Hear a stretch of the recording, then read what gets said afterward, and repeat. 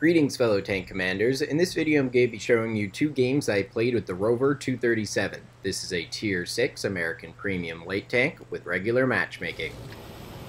The first game I'm playing is an assault battle on Malinovka Winter with Tier 7 as the top tier and no artillery. For this game my tank is equipped with a vertical stabilizer, coated optics, and improved ventilation. And I'm using an American crew which has 20 crew skills and perks. I'm just moving to a forward position to spot the enemies out that are going to be camping up on the hill. Although this is an effective area to spot out enemies, I find that a lot of assaulting tanks move forward to this position, and they tend to be able to spot out the enemies that they're shooting at themselves. So it didn't end up being as valuable of a position as I would have hoped for, and it did take me a little too long to figure that out here. So the Rover-237 is extremely similar to the American Tech Tree Tier 6 light tank, the T-37. So if you're familiar with that, or really any of the American light tanks, you'll get the feel for it pretty easily. The Rover does have some enhancements from the T-37 though. It's got a little bit of a faster horsepower to weight ratio, as well as a top speed of 70 kilometers per hour, which is 5 kilometers more than the T-37. And to go with this, it's got a better turret traverse and track traverse. I really like how this tank moves. It's fast and agile, but it's not so crazy that I'm flipping over with it all the time like the Snakebite or the T-50-2, so I am a huge fan of the mobility. The gun performance of the 76mm cannon is pretty much the same as the T-37. The Rover has a slightly faster rate of fire, but it's so insignificant you can't really tell. In exchange for a little bit of a longer aim time, you're not likely to notice much of a difference there. It's got good damage and reliability for a Tier 6 light tank. It's tolerable enough to get in a few distance shots, and is quite effective at close range. Although I have gotten quite a few unfortunate bounces off the back of tanks, mainly tanks like the KV-2 and KV-4. Overall though, there's not really anything to complain about with the gun performance.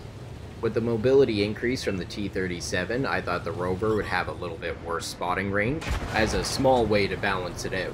But it actually has 10 meters more view range for 390 meters. So really, from what I can tell, it's just all round a better tank. Even if the Rover does go through some nerfs, I don't imagine the mobility is going to be reduced, since it is inspired by the Lunar tank mode, which is all about crazy mobility flying around everywhere. I tend to enjoy more of a heavy tank game style, but this light tank has definitely caught my attention. It's a light tank that I can really get excited about playing. So far, I'm loving it. Since I wasn't getting any assisted damage from my starting area, I moved over to the other side of the map. There's a bit more open space here to operate, and there's a few of my teammates hanging back, so my presence here is actually useful to spot. I'd be interested to hear in the comments whether you have a preference between the regular variant and winter variant of Malinovka. I am personally a much bigger fan of the winter variant, mainly because of the extra area you have to assault at Cave 1. It's a nice alternative from trying to just cross that giant open field.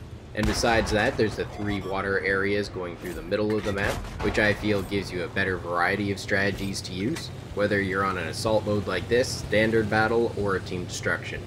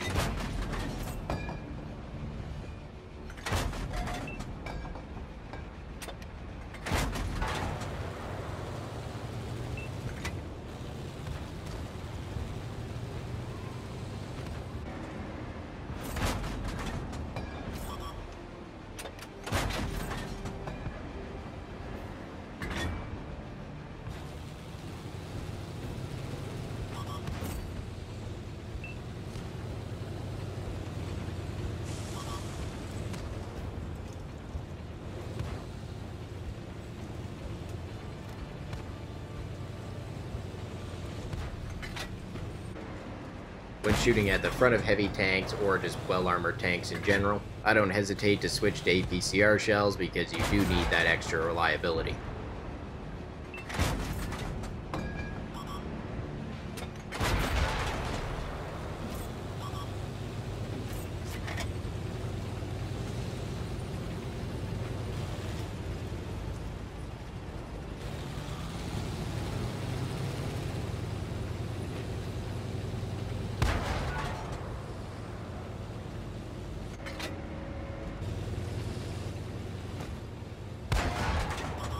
My team has a significant lead here now, so it's just about sweeping around the outside and cleaning up these last few enemies.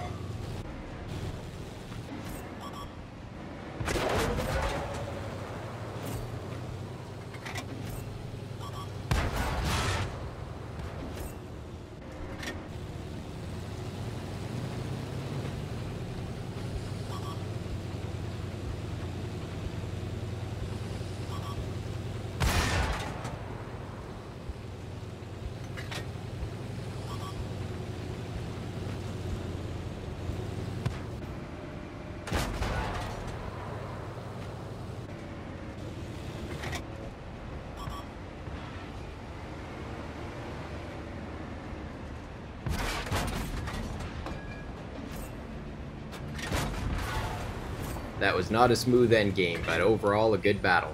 Now let's check the post-game stats and see how I did.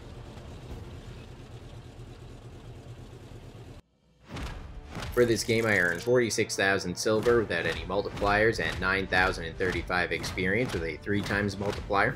In this game I dealt 1,762 damage, assisted with 2,862 damage and destroyed 1 enemy while blocking 310 damage.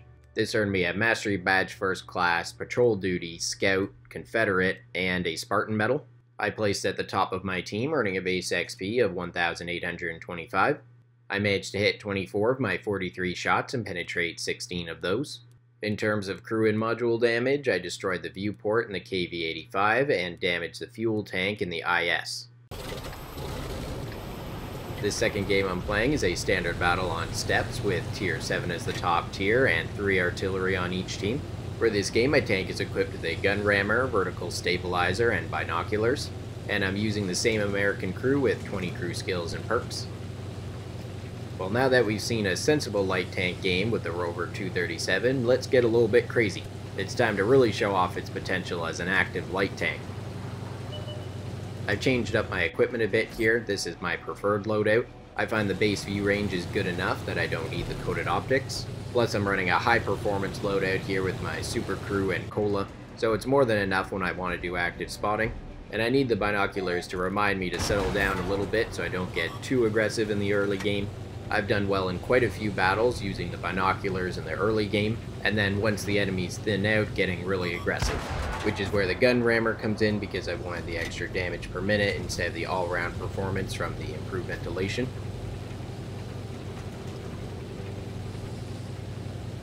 So it looks like the enemy has only sent a single tank over here.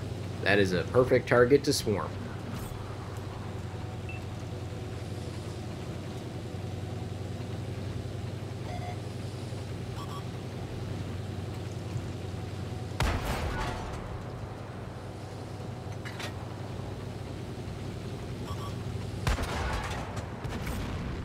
I knew that there was enemies overwatching here, so I was careful not to go over the ridgeline.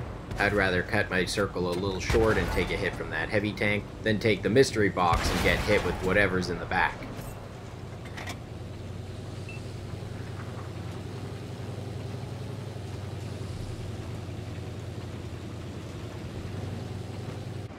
My team's already losing and the majority of the enemies are on the other side.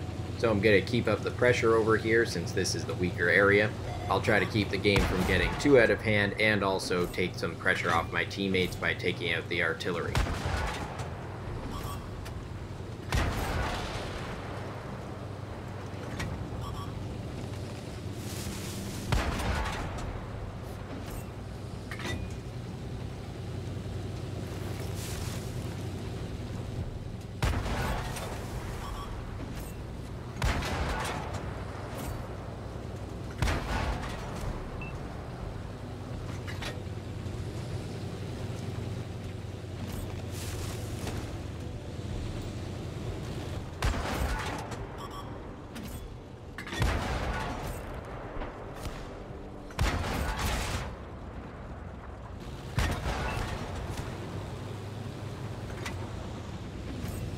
A little bit of a panic move there to roll back just before I shot the GW Panther, but fortunately I've got some teammates covering me here.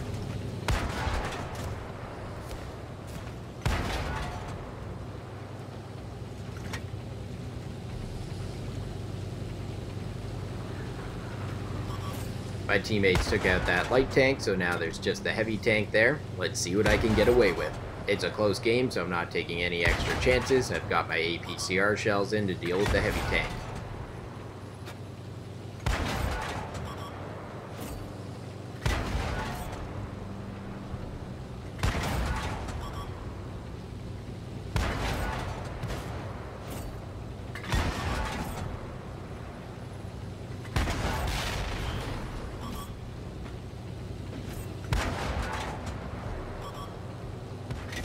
I'm back to my AP shells. I don't expect to go through the Thunderbolt's front, and that tank's super easy to pen from the side and rear, so I'm only counting on those shots.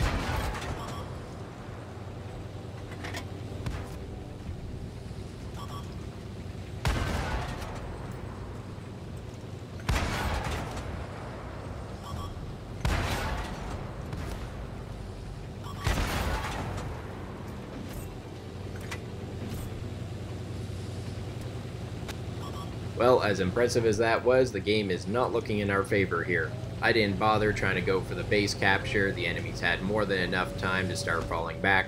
I kind of wish that my teammate had have joined me. That way it might have tempted the enemy tanks to get off our base and fight the battle through.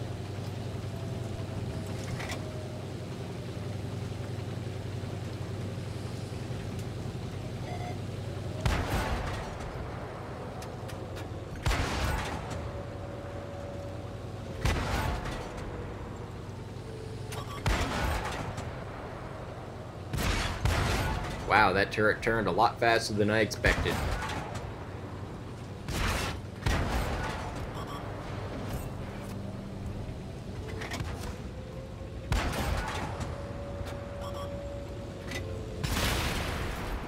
I messed up there. I needed to make my circle a little wider. I cut in too much and gave that Panther an easy shot. Even if I had survived, I only had 12 rounds left, so I'm not sure I would have been able to bring that back anyways. Now let's check the post-game stats and see how I did.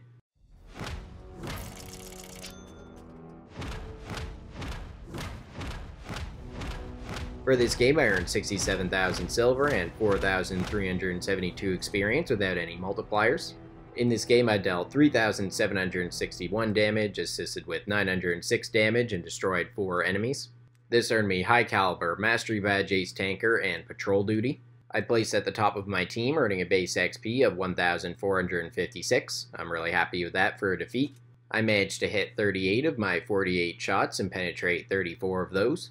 In terms of crew and module damage, I damaged the engine and fuel tank in the VK36.01H, and damaged the fuel tank in the Thunderbolt.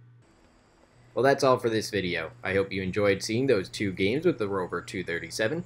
I've had a lot of fun using the Tech Tree T37, and I'm having an absolute blast using the Rover.